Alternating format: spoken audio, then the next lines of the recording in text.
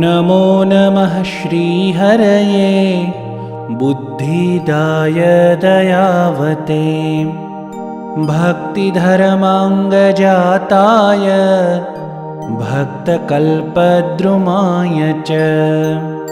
सुगन्धपुष्पहाराद्यैर्विविधैरुपहारकैः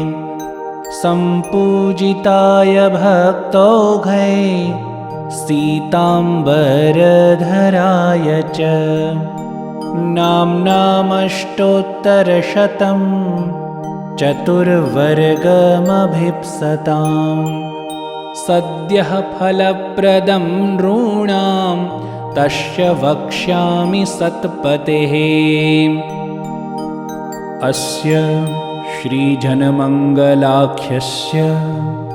श्रीहर्यष्टोत्तरशतनामस्तोत्रमन्त्रस्य शतानन्दऋषिः अनुष्टुप्छन्दः धर्मनन्दनः श्रीहरिर्देवता धार्मिक इति बीजं बृहद्व्रतधर इति शक्तिः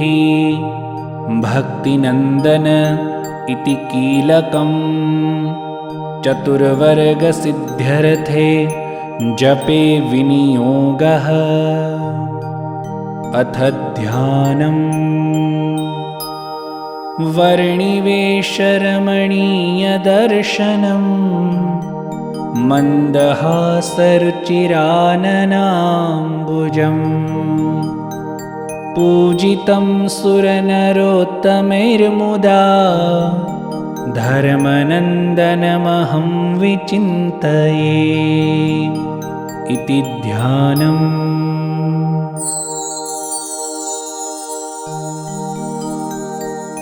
श्रीकृष्णः श्रीवासुदेवो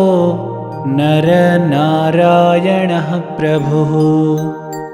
भक्तिधर्मात्मजो जन्मा कृष्णो नारायणो हरिः हरिकृष्णो घनश्यामो धार्मिको भक्तिनन्दनः बृहद्व्रतधरः शुद्धो राधाकृष्णैष्टदैवतः मरुत्सुतप्रियः काली भैरवाद्यतिभीषणः जितेन्द्रियो जिताहारस्तीव्रवैराग्य आस्तिकः योगेश्वरो योगकला प्रवृत्तिरतिधैर्यवान् ज्ञानी परमहंसश्च तीर्थकृतैर्थिकार्चितः क्षमानिधिः सदोन्निद्रो ध्याननिष्ठस्तपः प्रियः सिद्धेश्वरः स्वतन्त्रश्च ब्रह्मविद्याप्रवर्तकः पाषण्डोच्छेदनपटुः स्वस्वरूपाचलस्थितिः प्रशान्तमूर्तिर्निर्दोषो सुरगुरवादिमोहनः अतिकारुण्यनयन उद्धवाध्वप्रवर्तकः महाव्रतः साधुशीलः साधुविप्रप्रपूजकः अहिंसयज्ञप्रस्तोता साकारब्रह्मवर्णनः स्वामिनारायणः स्वामी कालदोषनिवारकः सच्छास्त्रव्यसनः सद्यः समाधिस्थितिकारकः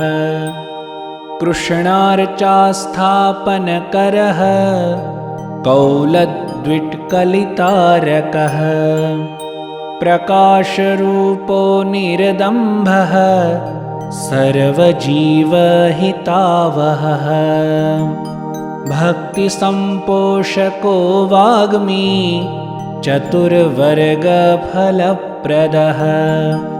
निर्मत्सरो भक्तवर्मा बुद्धिदाताति पावनः अबुद्धिरुद्ब्रह्मधाम दर्शकश्चापराजितः आसमुद्रान्तसत्कीर्तिः श्रितसंस्कृतिमोचनः उदारः सहजानन्दः साध्वी धर्मप्रवर्तकः कन्दर्पदर्पदलनो वैष्णवक्रतुकारकः पञ्चायतनसन्मानो नैष्ठिकव्रतपोषकः प्रगल्भो निःस्पृहः सत्यप्रतिज्ञो भक्तवत्सलः अरोषणो दीर्घदर्शी षडुर्मी विजयक्षमः निरहङ्कृतिरद्रोह ऋजुः सर्वोपकारकः नियामकश्चोपशमस्थितिर्विनयवान् गुरुः अजातवैरी निर्लोभो महापुरुष आत्मदः अखण्डितार्षमर्यादो व्याससिद्धान्तबोधकः मनोनिग्रहयोक्तिज्ञो यमदूतविमोचकः पूर्णकामः सत्यवादी गुणग्राही गतस्मयः सदाचारप्रियतरः पुण्यश्रवणकीर्तनः सर्वमङ्गलसद्रूप नानागुणविचेष्टितः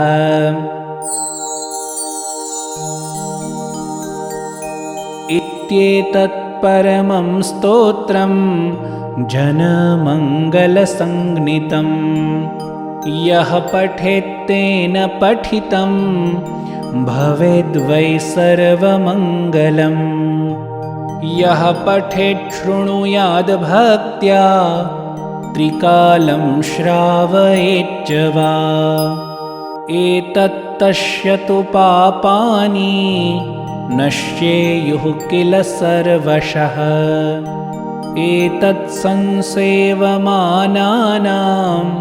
पुरुषार्थचतुष्टये दुर्लभं नास्ति किमपि हरिकृष्णप्रसादतः भूतप्रेतपिशाचानां डाकिनी ब्रह्मरक्षसां योगिनीनां तथा बालग्रहादीनामुपद्रवः अभिचारो रिपुकृतो रोगश्चान्योऽप्युपद्रवः अयुतावर्तनादस्य नश्यत्येव न संशयः दशावृत्त्या प्रतिदिनमस्याभीष्टं सुखं भवेत् गृहीभिस्त्यागिभिश्चापि पठनीयमिदं ततः। इति श्रीशतानन्दमुनिविरचितं श्रीजनमङ्गलाख्यं श्रीहर्यष्टोत्तरशतनामस्तोत्रं सम्पूर्णम्।